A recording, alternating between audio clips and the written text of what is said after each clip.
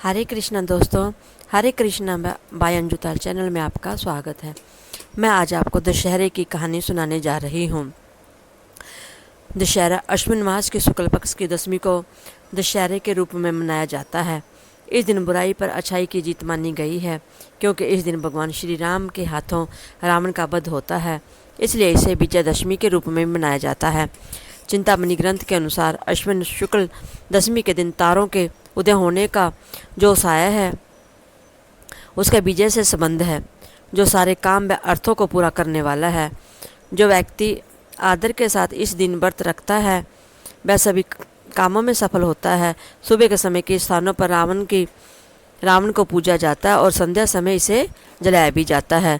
दशहरा पूजन में उसके ऊपर जल, रोली, मूली, चावल, गुड़, दक्षिणा, फूल और जौ के ज्वारे चढ़ाए जाते हैं।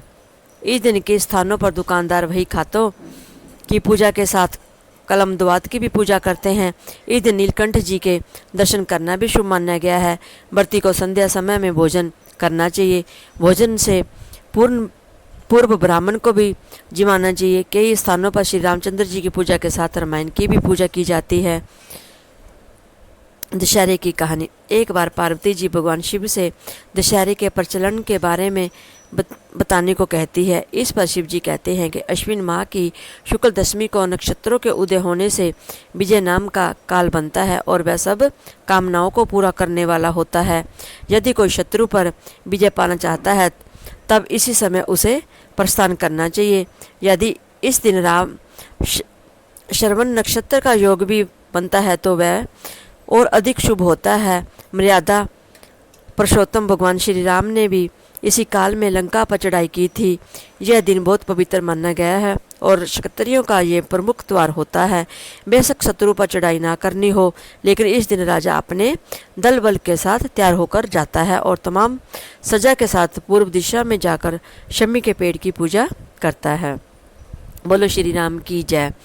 वर्तमान समय में राजा और राज्य नहीं है, लेकिन शत्रु के दमन के लिए पूर्व दिशा में जाकर शमी के वृक्ष की पूजा करनी चाहिए। शिव जी बोले, पूजन करने वाले व्यक्ति को शमी के सामने खड़े होकर ध्यान लगाकर कहना चाहिए, हे शमी वृक्ष, तू सब पापों को नष्ट करने वाला और शत्रुओं को परास्त करने वाला है। तुमने अर्जुन का धनुष धारण किया और रामचंद्र जी से प्रिय वाणी कही। पार्वती जी कहने लगी, शमी वृक्ष ने जब अर्जुन का धनुष धारण किया और कब लक्ष्मण जी की वाणी प्रिय की, कृपा कर विस्तार से बताएं। शिव जी ने उत्तर दिया, जुए में हारने के बाद दुर्योधन ने पांडवों को वनवास के लिए भेज दिया और कहा कि 12 वर्ष तक पांडव कहीं भी रहें और घूमें, लेकिन 13वें वर्ष में उन्हें अज्ञातवास करना पड़ेगा। यदि इस अज्ञातवास के दौरान उन्हें कोई पहचान लेता है तो तब उन्हें फिर से 12 वर्ष का वनवास करना होगा। इस अज्ञातवास के समय अर्जुन अपना धनुष बाण एक शमी के वृक्ष पर रखकर राजा विराट के यहाँ बहनला के रूप में रहते हैं। विराट के पुत्र कुमार ने गौओं की रक्षा के लिए अर्जुन को अपने साथ रखा और अर्जुन शमी के वृक्ष से अपना धनुष निकालकर शत्रुओं को परास्त किया। इस प्रकार शमी के वृक्ष ने अर्जुन के हथियारों की रक्षा की थी। शिव जी आगे कहने लगे कि विजयदशमी के दिन रामचंद्र जी को लंका पर चढ़ाई करने के लिए प्रस्थान करते समय शमी वृक्ष ने कहा था कि आपकी विजय होगी, इसलिए विजय काल में शमी वृक्ष की भी पूजा की जाती है। इस बार राजा युधिष्ठिर के पूछने पर भी श्री कृष्ण ने उन्हें बताया था कि हे राजन, विजयदशमी के दिन राजा को स्वयं अलंकृत होकर अपने दासों और हाथी घोड़ों का श्रृंगार करना चाहिए। उसके बाद गाजे बाजे के साथ मंगलाचार करना चाहिए।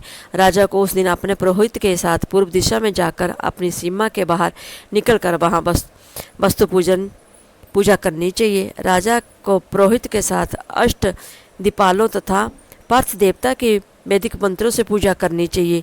शिव जी आगे कहते हैं कि राजा को शत्रु की मूर्ति बनाकर अथवा उसका पुतला बनाकर उसकी छाती में बाण लगाने चाहिए और पुरोहित को वेद मंत्रों का उच्चारण करना चाहिए। ब्राह्मणों की पूजा करके हाथी, घोड़े, अस्त्र शस्त्र आदि का निरीक्षण करना चाहिए। सारी क्रियाओं करने के उपरांत ही वापस अपने महल आना चाहिए। जो राजा विधि पूर्वक शमी की पूजा करता है और विजय काल में सीमा पर जाकर पूजा करता है, वह सदा अपने शत्रु की सीमा पर विजय पाता है।